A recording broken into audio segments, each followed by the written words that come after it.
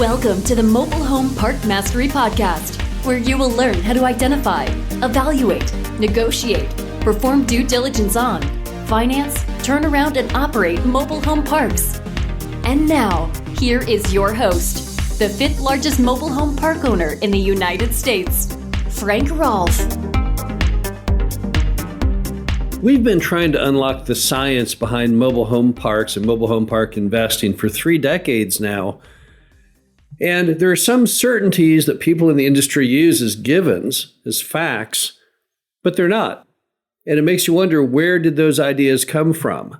This is Frank Rolfe with the Mobile Home Park Mastery Podcast. We're going to explore these unusual things that people think are fact, used by lenders, investors, others out there, which really aren't based on science and in most cases are completely wrong. Let's start off with the fact that mobile home parks are on a metal chassis. Yes, it looks much like a boat trailer, built the same way. In the absence of the home, you'd say it is a boat trailer, but yet it's not. Many people believe that mobile home parks have to stay on that chassis. However, that's not true. Mobile homes can be removed from the chassis. The only reason mobile homes are on the chassis ties all the way back to when the U.S. government got involved in the manufacturing of mobile homes. It's my personal opinion that there was somebody inside the bureaucracy of the government that somehow gave ear or received funds from those in the stick-built industry back in that era. We're talking now many decades ago, because they did not want the competition of a small, what appeared to be stick-built home on a foundation. And instead, to kind of mark it with a scarlet letter, they required the mobile home to stay on that boat trailer. The boat trailer was required for the shipment of the home, but it could have been detached. You could jack up the home and pull the trailer out and then set the thing on some form of foundation, but yet the government didn't want that to occur. You've seen some recurrent articles recently on this topic. It's completely true. You can research it up. But the fact that mobile homes have this unusual stance, this sitting on stilts several feet off the ground, that isn't actually necessarily needing to be that way. That is something that some bureaucrat along the way decided was a good idea. Of course, the only good idea I can come from that is it was an attempt to make mobile homes look mobile and very unlike stick-built homes, to give stick-built homes a competitive advantage. Another item what people think are fact is this concept of reserves on mobile home parks. And the idea is that all the various forms of infrastructure in the park wear out, which they do, and that you then replace them all at once, which in fact you don't. Take your roads, for example. We've owned mobile home parks that had roads which were 50 and 60 years old, and they look just fine. They're solid. They're good. They have no potholes. How is it possible? It's because every year most mobile home park owners fix their roads. Every year we go out and we patch potholes. If the asphalt surface has become too rough, we may put a skim coat of asphalt on top of that. And since we repair the roads annually, we don't have to do it all at one time. Over the years, we are doing selective parts of the roads, bringing them back up to original status on a recurring basis. The same is true with water lines. If you have an old galvanized water system, every time you have a leak, you go in and you replace that part of the line with PVC. Over time, many mobile home parks have become virtually all PVC over the years. But we don't go in at one time and replace the entire water system.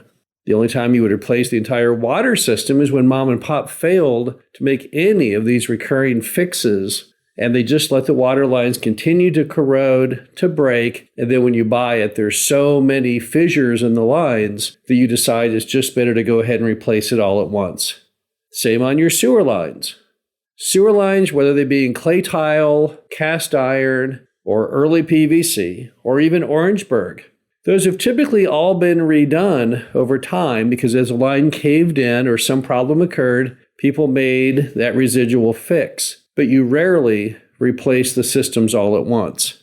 Banks typically charge a reserve fee of $100 a year, $200 a year, whatever they select, for the concept of having the sinking fund to do the all-inclusive replacement of the infrastructure.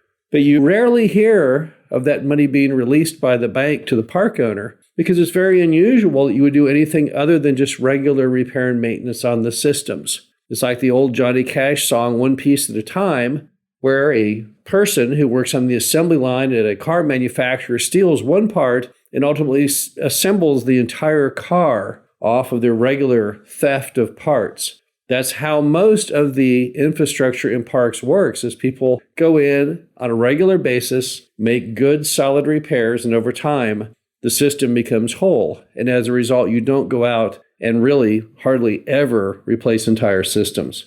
Another item you have to wonder and say, how did that happen? Is the whole concept that seniors are 55. I still can't figure out where this one came from, because we declared that Social Security begins at 62. If you want to go and say, well, I want the senior discount, typically you'll have to be 62 years of age to get it and not 55. In fact, you start getting all of the information from AARP and others when you approach your 62nd birthday. So then why do we call senior communities 55 plus? Again, I don't know. I can't unlock the mystery. If you read about it, it just appears that somebody in the U.S. government one day woke up and thought that 55 equaled a senior, but it doesn't tie to actually any fact. Senior mobile home parks are, in fact, always a little bit of a mystery. So many of them that people say are senior parks, in fact, are not senior parks. We've done due diligence on many, where what happened was Mom and Pop put a little sign up on the big sign out front one day because he got mad at having the teenage kids in the park bother him. So he put up a little sign that said a senior community. But in fact, he does not hold that HUD designation. And when you buy the park, you have to remove that plaque because it really is a form of discrimination the way that he's been working it. The whole issue of senior housing itself is chock full of misrepresentations and misconceptions. The very fact that you can have a household with one senior who's married to a younger person, who then they have kids, kind of ruins the whole scenario that many people have that everyone in the mobile home park will in fact be a senior. Then you have the question of why 80% occupancy equals stabilization.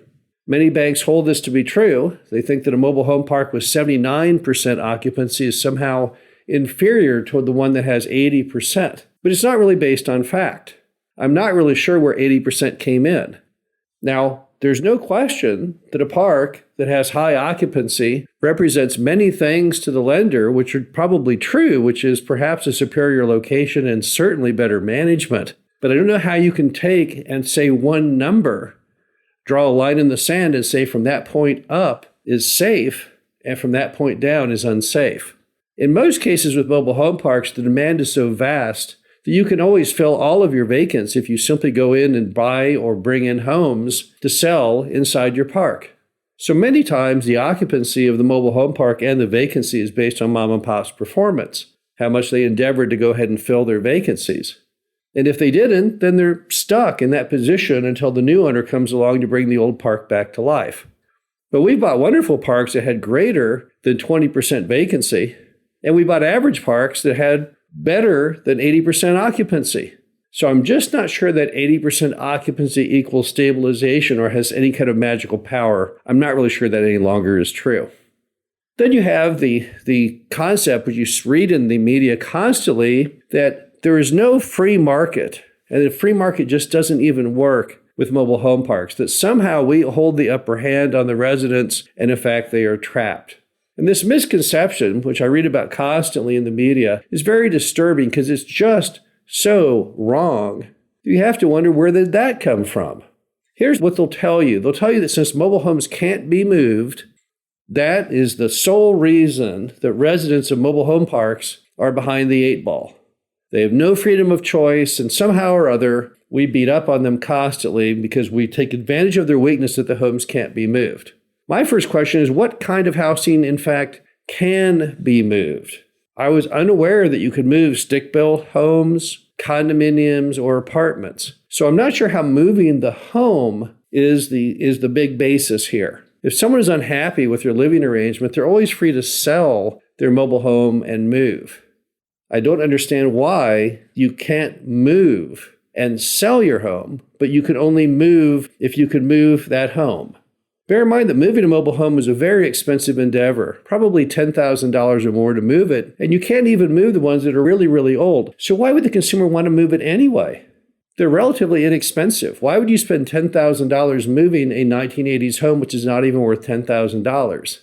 They also don't apparently understand the concept of organic moves. Today, if you have a mobile home park and the customer comes to you and says, hey, I want to move into your park because I'm unhappy where I live, you'll typically pay for that entire move. You'll offer the customer a free transport of their home and all related items over to your mobile home park, and that is called an organic move. So in fact, residents of mobile home parks have many options, which the media either doesn't understand or more likely fails to want to print because they love the narrative that mobile home park owners are somehow inherently evil. And then you have the fact that people just assume that everyone who lives in mobile home parks are poor, that somehow all of our residents are economically challenged. That is absolutely not true. If you go by the definition of what economically challenged would be, you would find almost all of it falls under Section 8. And the place you'll find the fewest number of Section 8 consumers in America are in mobile home parks, because Section 8 does not allow residents to own homes. They actually passed some legislation recently on that topic, but they never enacted it. They never did anything with it. They were going to offer vouchers for people to buy mobile homes in mobile home parks using their Section 8, but it's never really gotten into practice. So where do you find all the Section 8 in America? You find it all, virtually all, in apartments. So apartments are where you actually find the people who are poor. That by definition, because in Section 8 you have people who are sane and registered as being unable to pay competitive rents in the market. It's a multifamily apartment issue. It's not in mobile home parks. In fact, mobile home park residents are doing better economically than almost any other group. Throughout this whole era of Bidenomics, mobile home park residents have flourished. Even at your typical McDonald's today, the minimum wage gets them to around $30,000 a year. Two-income household, just working fast food, at an entry level would have about $60,000 a year of income. It takes them very far away from being poor. The bottom line to it all is that mobile home parks suffer from these misconceptions, these rules that people throw about as certain fact, but in fact are not founded in fact, but founded on misconceptions. This is Frank Rolfe, the Mobile Home Park Mastery Podcast. Hope you enjoyed this. Talk to you again soon. Thank you for listening to the Mobile Home Park Mastery Podcast. Be sure to visit us at mhpmastery.com to subscribe to the show, read our show transcriptions, and access all of our great information on mobile home park investing.